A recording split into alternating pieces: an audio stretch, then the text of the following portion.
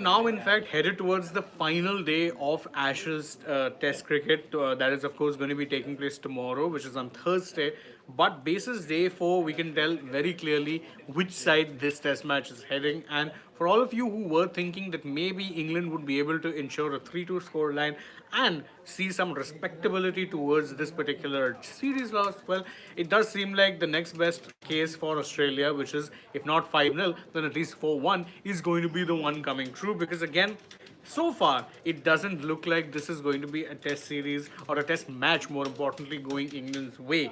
Now, it has been fairly high scoring in the Sydney Cricket Ground, and this is probably one of the flattest decks I've seen come out at Sydney in a long time. Usually, the SAG has tended to deteriorate and favor spinners from like day 3, 4 onwards. So, you have seen the spinners come into play. But, well, this time around, it hasn't exactly been the case. It's still a very good batting track on day 4, and that tells you everything you need to know really about how this particular match has been playing out. But let's quickly take a look at how it is that the game has gone, and then we'll analyze things as we tend to do. So, you have in fact been looking at a test match whereby it has been very much in Australia's favor. They managed to add 49 runs this morning to their overnight score, which meant that they took a pretty good lead.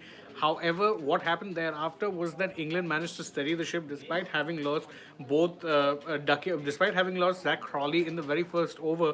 Duckett and Bethel steadied the ship a little bit. They put out a 50-run partnership, but Duckett once again failing to convert what was a good start. And after that, what really happened was that the middle order ended up collapsing a little bit. Joe Root was ended up trapped plumb by Scott Boland for just 6 runs. Harry Brook got a start 42 but couldn't convert that. Will Jacks was dismissed for a silver duck, and Jamie Smith was the victim of a rather unfortunate run out. In the midst of all of that, you'd say that resistance has come in the way of course, Jacob Bethel, who already looks like the long term number 3 option for England. He absolutely did well to ensure that he was constantly still batting, by the way. He's on 142 right now of 232 balls, 15 fours, but batting very conventionally, batting well, even as others around him lost their heads just a little bit. So what this means is that England now have a 119-run lead, but with only 2 wickets in hand, they're not, I don't think, going to be posting anything close to or resembling what would be a competitive total. Given how batter friendly it is, I think they would have needed anything over 250 or so to potentially be in the game. 119 runs, even if they can add another 80 runs somehow, make it 200. Is this going to be a win for England? I don't really think so, especially when you also consider that Ben Stokes, who's been one of their better bowlers despite his limited and potentially rubbish contributions to the bat this series, has been one of their better bowlers. He ended up pulling up with a groin problem, came out to bat, did not look comfortable at all. So I doubt he'll even be able to bowl much. I doubt he's going to be able to impact the result that much. So it does seem like an Australia win is loading, because again, 119 runs, you're not going to be anticipating that England will add 2. Even if they can get to 200, I don't think that's going to be enough. They need anything about over 250 or so, and I think they need a minor miracle to get to those many runs, considering Bethel is the last recognized batter out there and has been probably the pick of the batters in this particular innings. This 142 has been a lone star of sorts. Of course, you got Duckett getting a 42, Harry Brook got a 42, Jamie Smith got a 26. They were all starts, but no one was able to sit and convert. If you compare it to how Australia went, you had a Head who got a 163, you got a Steve Smith who got a 138. So those 2 centuries really set them up nicely to take a big first innings lead. England have done well to actually overturn that and ensure that they have a half decent lead. But again, I don't think a half decent lead is hacking it, and I do think that by the second session tomorrow, potentially you could be seeing where it is that this test match is going. And I do think it is going in favor of the Australian side, which will, of course, then raise some rather uncomfortable questions about the future of this England team, and particularly those men at the top, particularly the head coach Baz Brendan McCullum, and of course the captain Ben Stokes. Now, I think Stokes, if you ask me, may just survive an inquest, because again, the alternative to him is Harry Brook. And Brook, whilst he's obviously rated highly among England circle, sorry, and is seen as a captain in the waiting, I don't think his form right now justifies him being handed captaincy responsibility, additional responsibility. His form hasn't been great. Yes, he's gotten 100, he's gotten a few starts here or there, but they will, in fact, not actually be considering him. Or if you ask me, they shouldn't consider him as a leadership candidate right now. Let him get back his form, then maybe you can go there. However, does the coach really have much of a leg to stand on?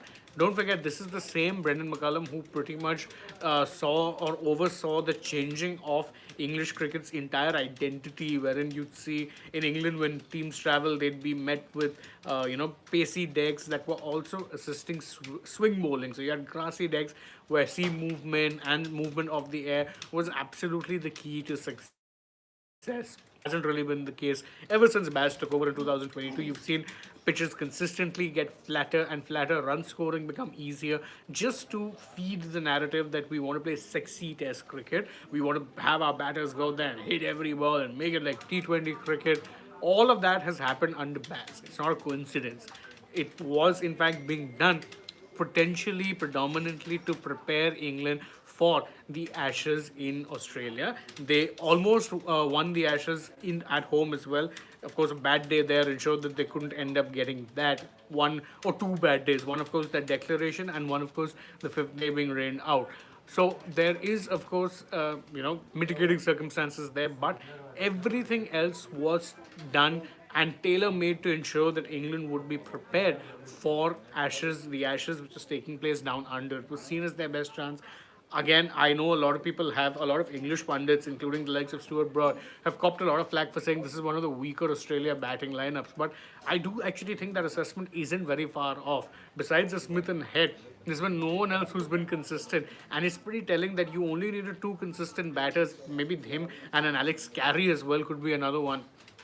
You needed three consistent batters to deny England an Ashes, which, truth be told, they could have had. Now, that's not to take away from the fact that Australia's bowling still continues to remain top notch. And of course, having someone like a Boland as a backup option who could play so many tests with the injury inavailabilities was also a bonus. But again, this Australia team were kind of there for the taking.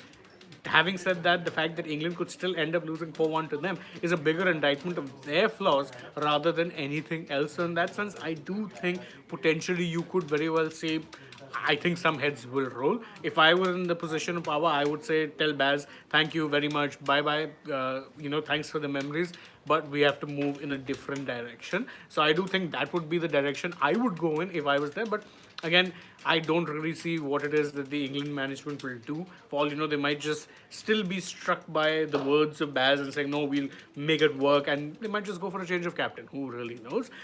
They've done sillier things in the past. So let's quickly take a look at some of the comments. You've got freaking awesome here saying, England haven't bowled well in the first innings and it cost them the game. They should have batted a bit better too. They need 250 plus lead minimum to save this test at SCG because 288 is the highest run chase. Yeah, I agree. I do think they need at least 250 or so to ensure that they end up winning, or they have a chance of winning. Sarat Chandra asked, did Smith miss a trick by not bowling Stark in the last 30 minutes? Maybe, or maybe he felt that he didn't need to take that risk. Either which way, I think this England team will capitulate early tomorrow and you may very well end up seeing a 4-1 scoreline. That is what I think it will be. But that's my assessment. You guys can let me know in the comments below what you think of how this test match is going. And don't forget, as always, to like this video, share it with your friends, subscribe to the channel, tap that bell icon as well so you know when it is that we are going live or uploading a new video for you guys. It's been a busy morning, plenty of news doing the round, so check that out as well on the channel. And don't forget to like that as well. And of course, stay tuned to Sports Today for the rest of the day. Plenty more content coming your way. For now, from me though, it is goodbye.